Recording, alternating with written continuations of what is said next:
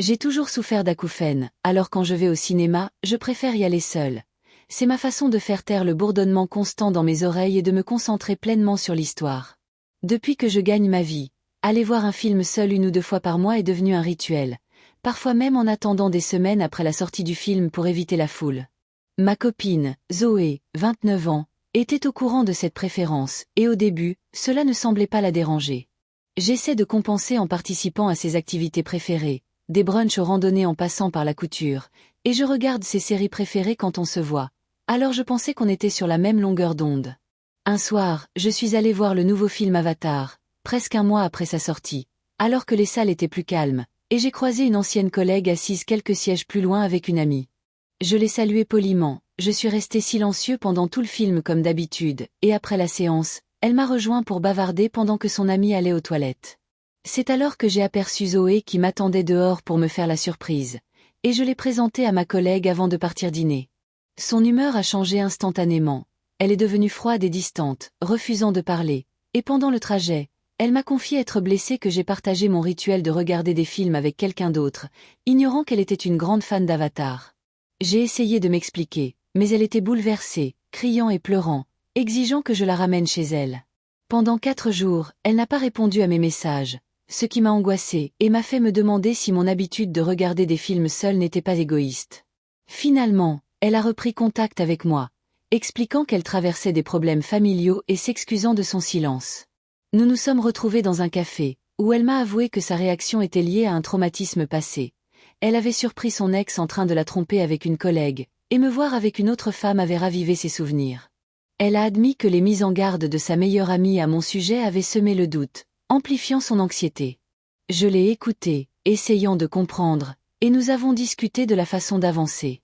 Nous avons convenu que, même si l'incident était douloureux, il ne justifiait pas une rupture. Elle devait cependant travailler sur des sentiments non résolus de son passé, peut-être en suivant une thérapie, et je lui ai promis mon soutien.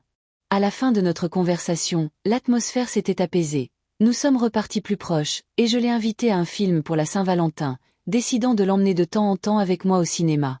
Par ailleurs, ma femme emmenait souvent notre petit garçon jouer avec d'autres enfants sans me prévenir, et lorsque j'ai suggéré que nous mettions en place un planning pour passer du temps ensemble avec notre fils, elle m'a accusé d'être possessif et a même partagé notre désaccord avec ses amies, dont certaines ont suggéré d'appeler la police.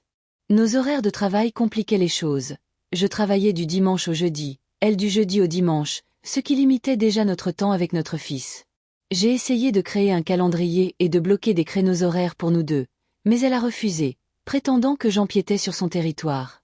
Un jour, je suis allée chercher notre fils après une après-midi de jeu, et ma femme a mal réagi devant ses amis, prétendant que je l'avais embarrassé, alors que notre fils jouait simplement sur une tablette.